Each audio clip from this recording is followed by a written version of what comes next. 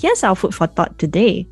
Gratitude can transform common days into Thanksgiving, turn routine jobs into joy, and change ordinary opportunities into blessings. Hello, fellow listeners of IPS. Welcome to Work in Progress. This is a podcast where we will talk about mental wellness with IPS. I'm your host, Jessica. Today, as we continue on with our theme on self-management, we will explore the topics of gratitude and resilience. So from a young age, our parents would have told us to be grateful and always say thank you. But what exactly does being grateful mean?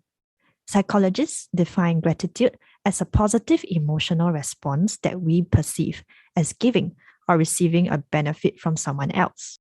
It could be as simple as thanking someone for helping you to tap out your coffee.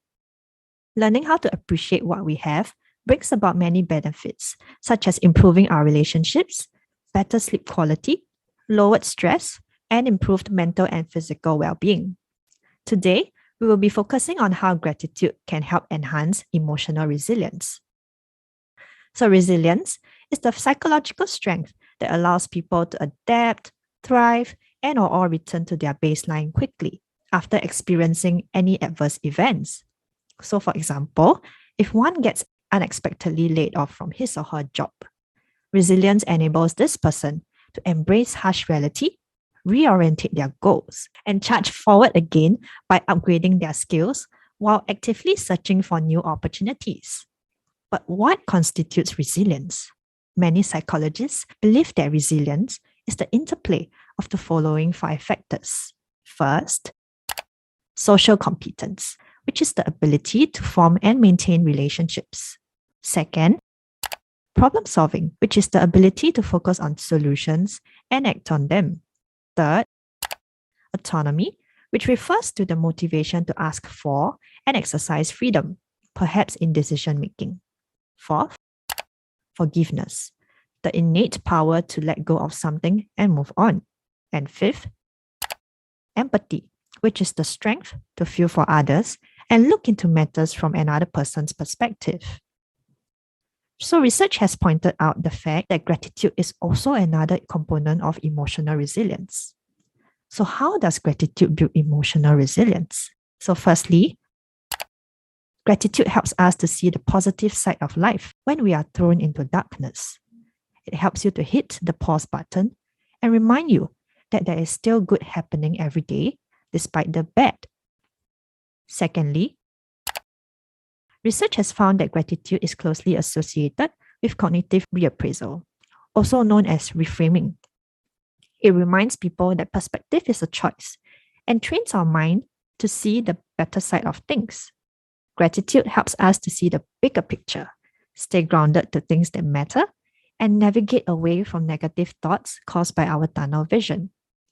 Being aware of the hope that remains also gives us the strength to bounce back from challenges much stronger.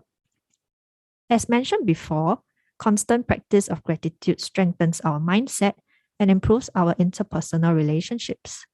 With greater mental strength, we are placed in a better position to overcome adversity that is thrown in our way. So for myself, I never realized how much practicing gratitude could make a difference until I had purposefully tried to remind myself of the little things to be grateful for every day. Although it is natural for us to compare ourselves with others, especially when you scroll through Instagram, but in the long run, you will feel worse about yourself and your life. And this was what happened to me. I wish to have stuff that I couldn't afford. I wish I had studied overseas instead. I wish I had attended a different school. And as you can imagine, this list goes on and on and on. And of course, I ended up feeling sad and unmotivated and also thinking that my life just sucks. What changed was the time when I came across the gratitude journal. But I must admit, I did not have a habit to record things in a gratitude journal religiously. Instead, I started to just remind myself of the little things that I'm grateful for every day in my phone's notepad. It can be as simple as being grateful that I'm able to walk, being grateful that I have home-cooked meals, and being grateful for the presence of family and friends whenever I feel down. Slowly but surely, I felt better about myself and realize that I have actually so much to be thankful for. Despite the many benefits, some of us may place little emphasis on gratitude in our busy lives and continue to overlook the positive side of life while focusing on the negative ones. Moving on, what are some gratitude practices that we can adopt? For the next 1 week, I would like to invite you on a thank you challenge.